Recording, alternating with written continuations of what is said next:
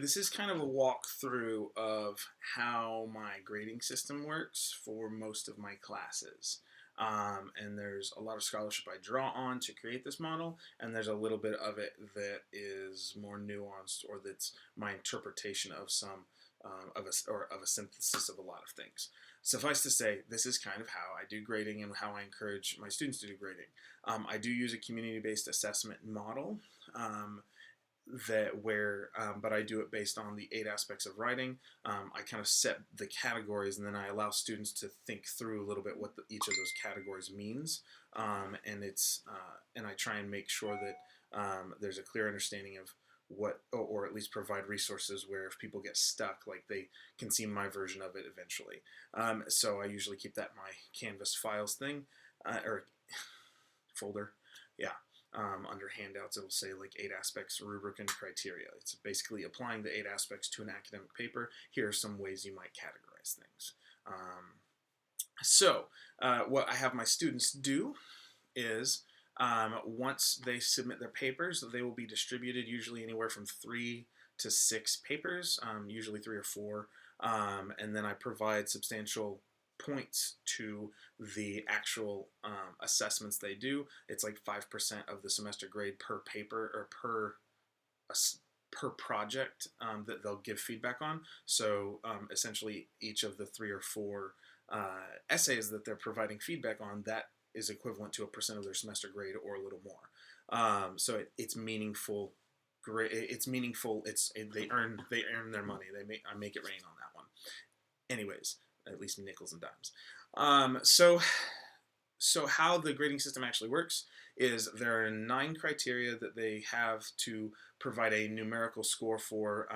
The first are the 8 aspects of writing, those first 8. Each aspect of writing, students provide a 0 to 10 score on. 10 should really only be used if it is excellent. It is something where it's almost like in that category, this person almost didn't need to be in the class. That's how I see a 10. And students don't have to be afraid to use lower grades, 4 or 5s, if it's a real struggle. Because in my writers do get points for process work along the way, and so it's not like it's either a 70 or 100. That's not how I feel like that almost inflates grades, or like we struggle to get past. It's not as accurate. It doesn't give us a wide enough spread. So I do borrow a little bit from the way that some sciences grade. They try and get that larger spread to figure out where the real differentiation is in skill or quality or meaningfulness. So they've got those 8 aspects of writing, each for 10 points, equals 80 points. Then the last category is the basic requirements of the assignment, worth 20 points. So that would be, did they do what the assignment asked? If they were asked to connect a linguistic aspect of writing to something meaningful in their everyday life, then they won. If they were supposed to analyze a culture, a writing culture, and draw on specific content from the class, but they don't do that and they just kind of start talking generally, or if they write an essay completely off base that isn't what we said we were trying to aim for with the project, that might be part of that basic requirements. And then for the 8 aspects, we would then read with them. If we assume that we shift their focus. But the basic requirements may also be number of sources, word count, APA format. This is a tough one because it's a little bit of double dipping, because it is a basic requirement in my class, but it's also a sociocultural norm. So this is one of the few times where you might get double dinged because you didn't follow the sociocultural norm of APA format, but it was also a basic requirement of the assignment. Most of the time I encourage people not to take points away from 2 categories and for the same specific practice unless there's a justification for it. For instance, if people don't cite their sources at all, even if they have sources, that's really dangerous ground. That's essentially plagiarism. But it connects to the scientific and the sociocultural aspect of writing. If someone cites their sources, but in MLA instead of APA, well, that scientifically is fine. They should get the points for that. We can get to the knowledge. Socioculturally, that's not fine because they were supposed to use a different sociocultural norm. So we take points away from the sociocultural, but we give them in the scientific. So we want to make sure we're thinking critically as we give these scores. So that's the first step of peer feedback, is the 9 categories. 8 of them have 10 points. The last one has 20. And then I also ask my students to provide 3 substantial paragraph length pieces of feedback of 3 to 6 or 7 sentences each, or 4 to 7 sentences each. And that's all submitted through a Google form, and I aggregate it, and then I share it with the class. And it's encoded usually through some sort of numbering system in class that we have. But to identify each student so that it stays anonymous. Those pieces of feedback those paragraph pieces of feedback should use what I have as the Rice paragraph model. And so you can watch my other video on that and giving peer feedback and not being a jerk, basically building people up and not beating people up. But that's the kind of logistics of my grading system. So students sometimes will freak out because they're like, well, okay, I'm doing this peer assessment, I'm giving a grade.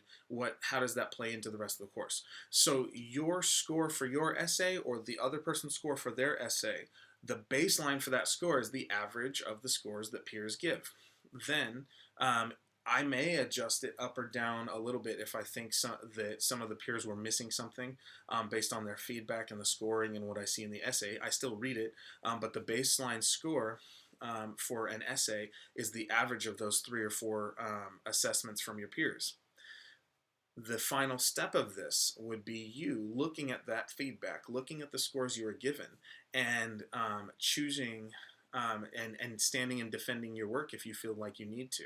If someone gave you a 4 on structural, but you're like, I used pi paragraphs, I had an intro, body, and conclusion, I used headings and subheadings, I had transitional phrases, I had a 3-pronged statement, I don't know why they gave me a 4 out of 10 in structural. If you tell me that, you can try and defend your work, and I will arbitrate. I'll facilitate that, and then I will arbitrate between you and your peer feedback, your peer assessments, and I'll say, you know what, you've made a good case. I can see clearly that you focused on that, and they must have missed it, or were thinking of something else, or they just graded really harshly. These things happen, and so I'll give points back. So that's kind of how the process works. Each person does 3 or 4 assessments. The average of those scores for the individual writer becomes the base grade, which I may adjust up or down at teacher discretion if I see something that I think that the peers missed. But then the students can also, before I do that, I'll usually have the students try and defend their work first.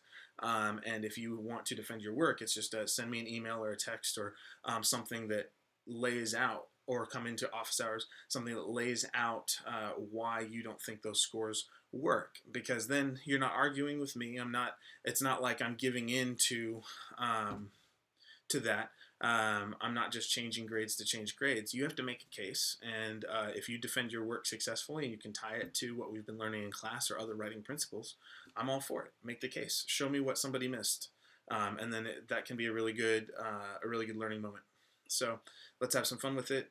If you're not in my class, I encourage you to use a model like this. Students, there's plenty of scholarship to say it engages students, plenty of scholarship to say that getting beyond the audience of one makes writing more meaningful, but maybe that's for a different video another day. This is more about the logistics of peer assessment in my class. So have fun, enjoy your day.